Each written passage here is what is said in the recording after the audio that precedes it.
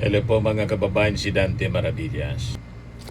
Si Jimmy Bondok mga kababayan, yung singer na naging DDS lawyer, yan mga kababayan, naging laugh trip ngayon, pinagtatawanan ng mga abogado.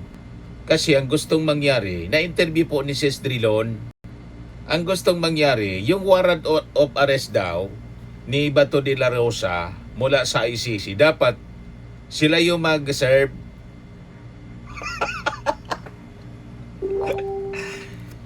I-turn over daw na lang yung warrant of arrest. Dapat niya, Mr. Maravillas, itong topic na to doon sa Love Trip ngani na bago mong channel. Yan nga, bagay mga kababayan. By the way, mag-subscribe kayo dito sa bago kong channel. Marami na yung nanood oh. 3 video pa lang yung isa. Yung una, 765 views. Yung pangalawang video upload ko, 2,300 views na. Yung latest ko, yung kagabi, 3,100 views na. At yung subscribers ko, 689 na po. Click subscribe po, mga kababayan dito. Yan bagong channel natin, Love Trip ngani. Puro mga kwentong katatawanan, mga kababayan, para laging masaya lang ang buhay. Itong topic natin kay Attorney Jimmy Bondok, pang lap trip po ito po, mga kababayan, na content sana. O, di ba? Imagine, gusto niya i-turn over daw yung warrant of arrest, dapat sila na lang yung mag-serve. What? Sabi ni Jimmy Bondok, in-interview, dinidibate mga kababayan, si Sis Drilon na hindi man abogado. Nakipag-debate. Yan ang sabi diyan, Jimmy Bondok claimed that lawyers can serve with arrest warrants on behalf of their clients. Sila na lang daw ang mag-serve. Kasi bakit daw, mga kababayan, si Trillanes nga, pinaintulutan na mag-serve ng warrant of arrest kay Bato de la Rosa. Yan ang argumento niya. Bakit niya kami hindi na mga abogado?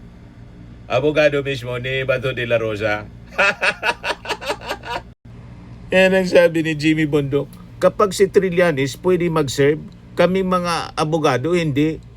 Matagal ko na pong sinasabi pagdating sa foreign unrecognized warrants.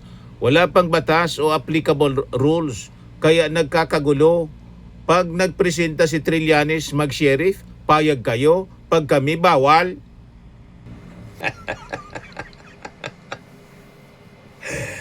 Kaya sari-saring reaksyon, mga kababayan, na mga abogado na matitino at magagaling.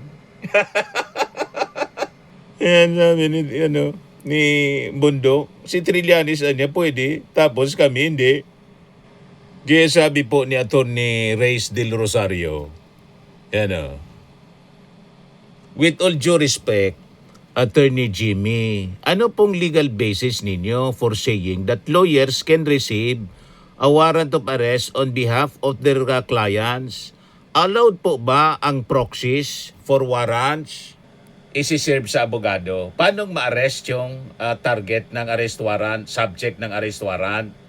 So ang lalabas niyan, siguro dapat kayo ang aristuhin, basahan ng Miranda rights. Sino yung ikukulong? Di kayo na rin ang ikulong.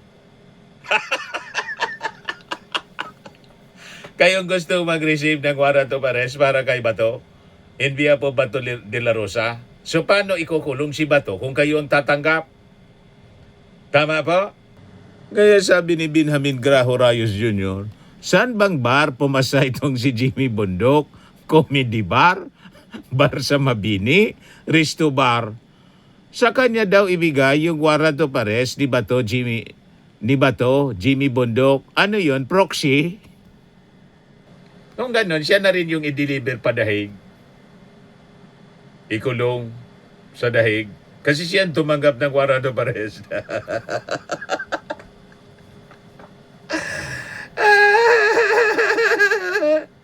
Kaya sabi po ni Atty. Dino Singson de Leon, ngayon lang ako nakakita ng abogado na gusto iibigay sa kanya ang warrant of arrest para siya raw ang mag-serve sa client niya.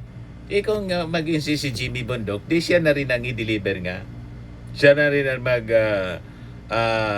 serve ng sentensya ni Bato.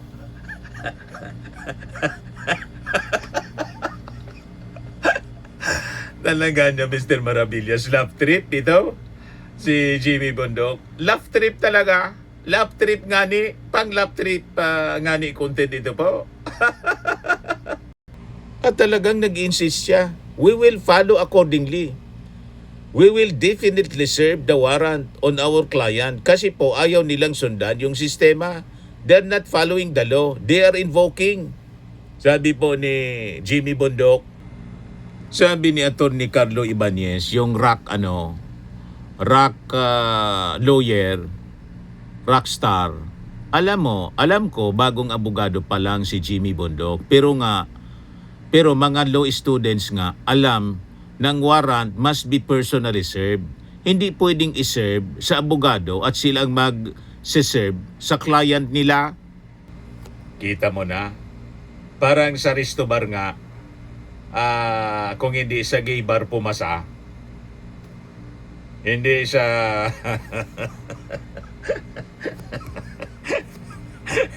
sa bar examination na binibigay ng Supreme Court, gay bar siguro, resto bar, o malamang sa comedy bar talaga.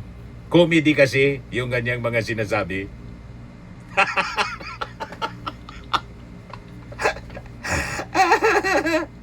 Ngayon, pinaliwanag ni Atty. Jesus Falsis bakit si Sunny Trillanes nandun. What is the role of Sunny Trillanes? I understand the perception of my co-host and good friend, Atty. Jimmy Bundok, but for the record, Senator Sunny Trillanes was not there in the Senate to serve the ICC warrant. Many have already stated that Trillanes was there to satisfy Bato's past request for Trillanes to make Bato's day and personally serve the warrant to him. Yung challenge, yung hamon, pinatulan lang ni Sunny Trillanes para ipahiya si Bato de la Rosa sa kanyang kayabangan. Ngayon, nag-request ka niya, kaya nandito ako. Nasabi mo, sumama ka pa, Mr. Trillanes. Make my day. Go ahead. Kahit sumama ka pa at ikaw ang pumusa sa akin, ngak-ngak kang nangal-ngal ka ng ngak-ngak. Kaya pumunta doon si Sunny Trillanes at nakakuha din siya ng kopya. Ganun lang yun. Hindi para mag-aktong sheriff. Ang magsiserve talaga officially at magbabasa sa kanya ng Miranda rights yung mga NBI na tinakbuhan ni Bato de la Rosa. Nasabi niya, ni-wrestling siya, na kanina sa interview ng DCRH, yun pa rin ang gina-justify. Pinaninindigan ni Amy Marcos, ni-wrestling daw.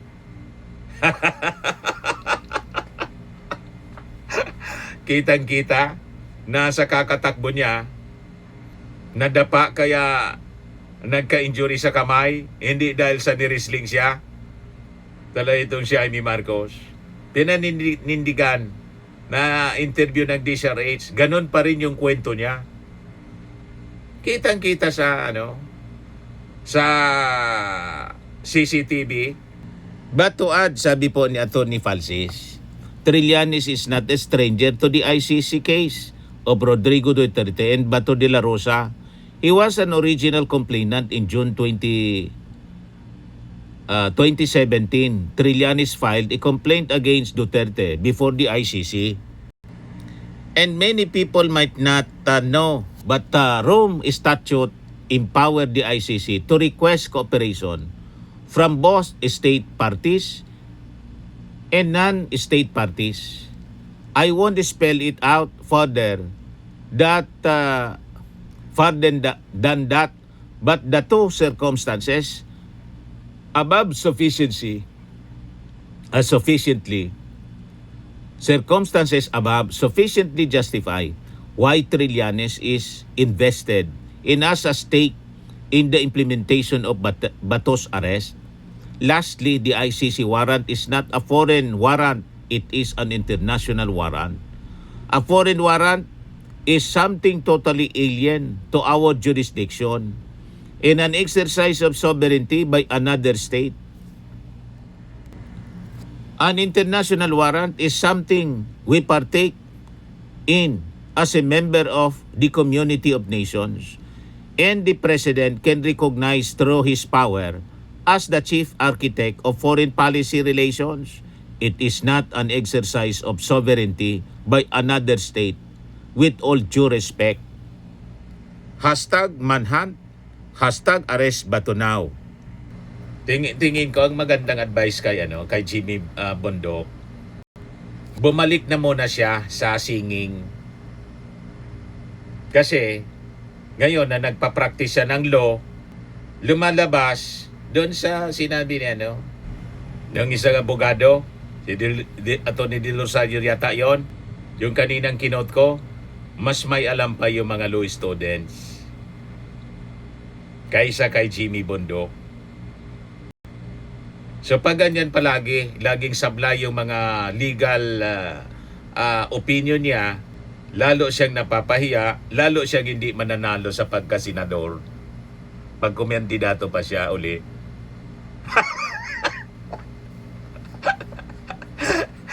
O diba?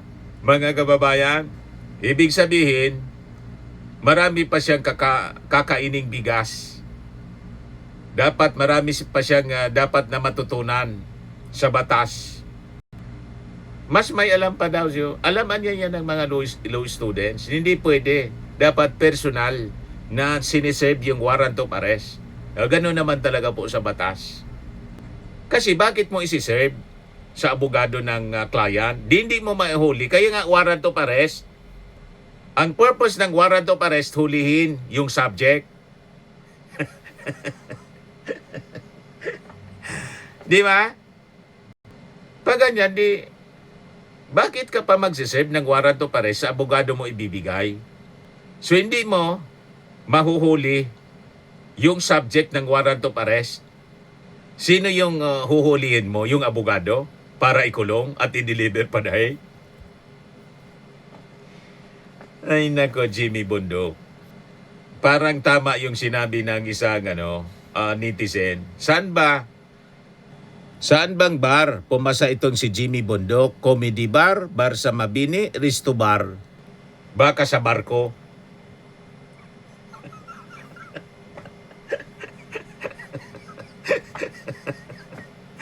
Talaga niya, Mr. Maravilla, slap trip. Sa barko. Umakyat lang sa barko. Hindi pumasa. O di ba, mga kababayan? Pag ganyan ang abogado ni Bato de la Rosa, kaya denied yung TRO ng Supreme Court.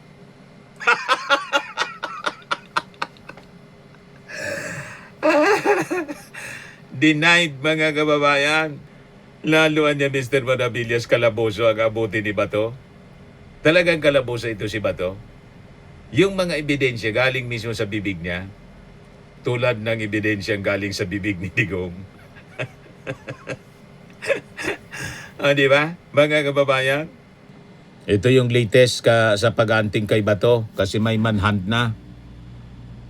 Buong puwersa ng pulisya handang aristuhin si Bato.